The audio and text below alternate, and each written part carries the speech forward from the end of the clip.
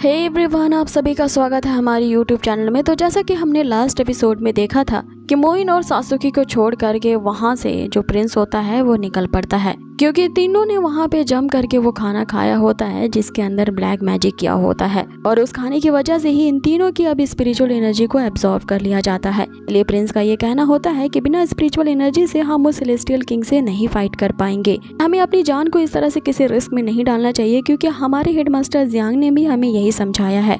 इसलिए प्रिंस इन दोनों को छोड़ करके वहाँ से चला जाता है। लेकिन वहीं सासुकी और मोइन जो होती है वो बिना ट्राई किए हुए इस जगह से नहीं जाना चाहते, क्योंकि पहली बार ही उन्हें इस तरह के मिशन में आने का मौका मिला था। मास्टर जियांग को उनसे काफी ज्यादा उम्मीदें हैं, इसीलिए वो बिना ट्राई किए यहाँ से नहीं जाना चाहती। कि वो सेलेस्टियल किंग को कैसे हराएंगे, इसका जवाब से तियानजी मिरर से मांग रहे होते हैं। तियानजी मिरर एक ऐसा आर्टिफैक्ट होता है जिसे अपग्रेडेशन की जरूरत होती है।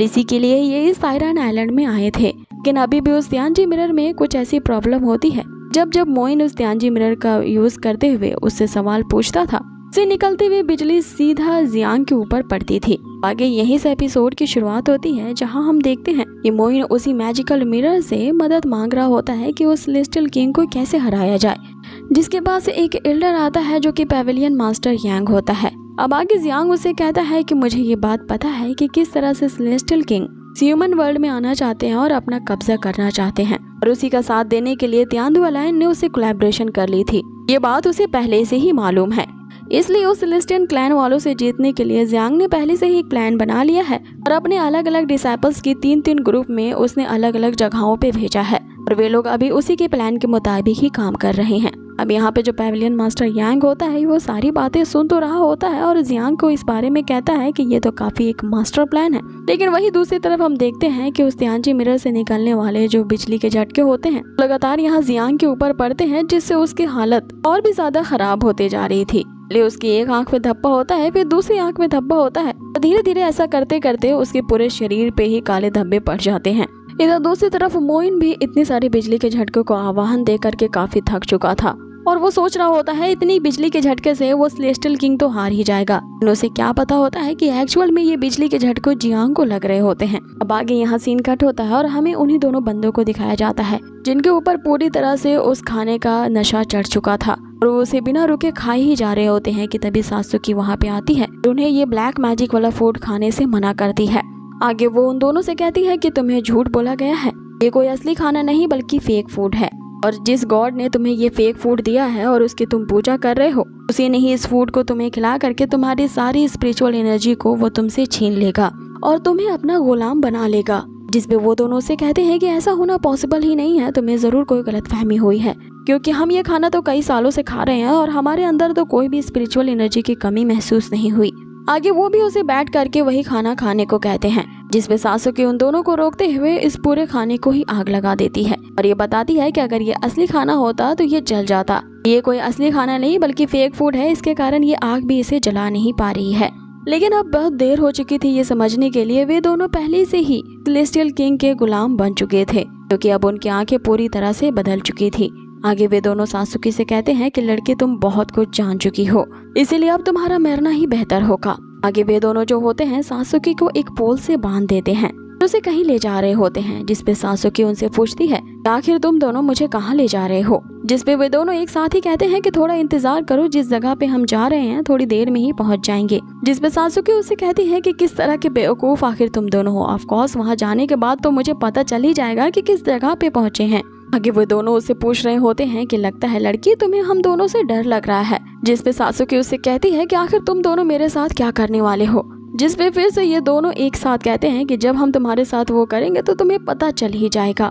अब आगे वो जो फैट चिकन होता है जिसने सासुकी को वो सारी सच्चाई यहाँ के बारे में बताई थी, वो दूर से ही सासुकी को ले जाते हुए देख लेता है। अब आगे वे दोनों बंदे एक अजीब सी जगह पे पहुँचते हैं, यहाँ पे सासुकी को वो सी पोल के सहारे खड़ा कर देते हैं। इसमें सासुकी उससे कहते हैं कि तुम दोनों सच में बेवकूफ ही हो, पर पहले से यहाँ पे इस तरह का पोल लगा देते तो इस पोल के साथ मुझे टांगने की जरूरत नहीं थी। इतनी मेहनत आखिर क्यों करते हो, क्योंकि अगर ये पिलर रहता तो मुझे आराम से यहाँ पे लाके बांध सकते थे।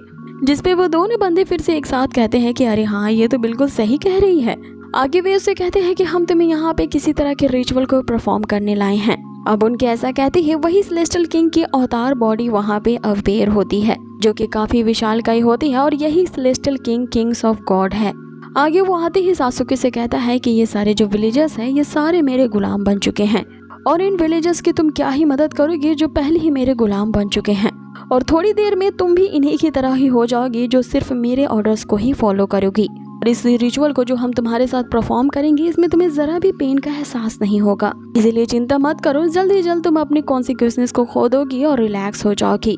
अब आगे वो जो सेलेस्टियल किंग होता है वो सासुकी के माइंड को कंट्रोल करना चाहता था, जिसका असर अब सासुकी पे दिखना शुरू हो जाता है कि तभी वो फैट चिकन वहाँ पे आ जाता है सासुकी की मदद करने को, और वो फैट चिकन उसकी रस्सी खोल देता है।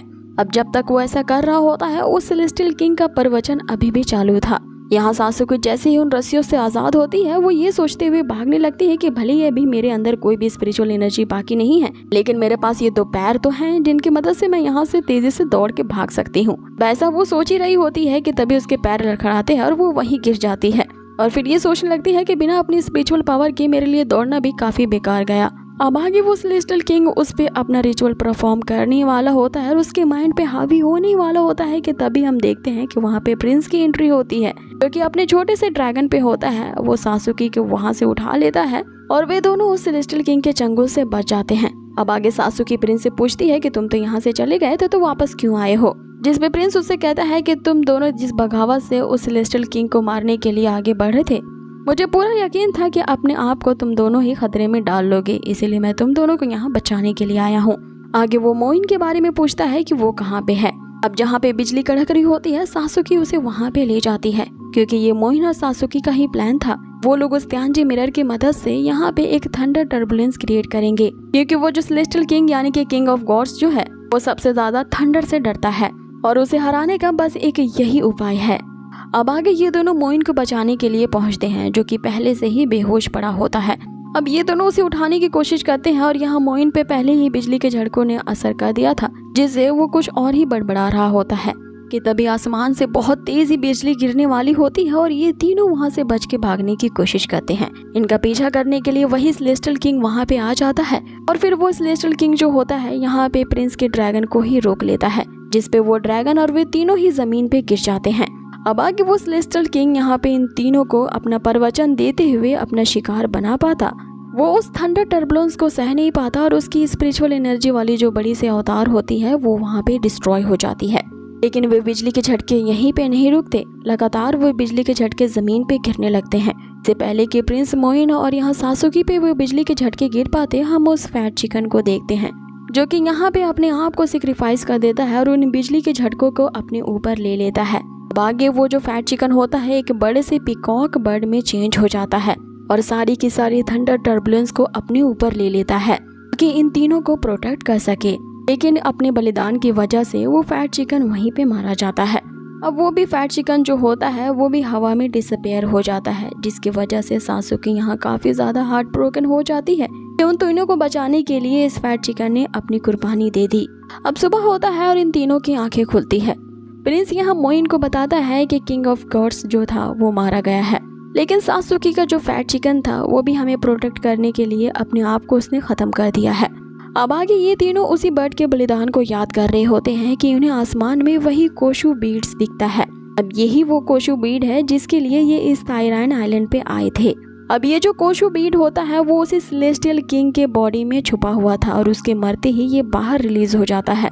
अब आगे वो उस बीट को ले लेते हैं और अपने आर्टिफैक्ट यानी कि उस त्यांजी मिरर को अपग्रेड करने के लिए इसके अंदर एब्जॉर्ब कर देते हैं, जिससे वो त्यांजी मिरर अपग्रेड हो जाता है और मास्टर जियांग ने इन्हें यही टास्क दिया था और ऐसा करते ही इन तीनों ने भी अपने मिशन को सक्सेसफुली पूरा कर लिया था। और इसी के साथ ही एपिसोड भी यही फिनिश हो जाता है। आगे के एपिसोड में हम एक और 3 तिगड़ी को देखेंगे जिसको जियांग ने एक तीसरे मिशन पे भेजा होता है। अब आगे वे 3 तिगड़ी जिसमें जुआन, यून और जिनार है, वो तीनों ही क्या करेंगे, ये जानने के लिए बने रहिए हमारे इस चैनल के साथ और कर दीजिए लाइक, शेयर एंड सब्सक्राइब।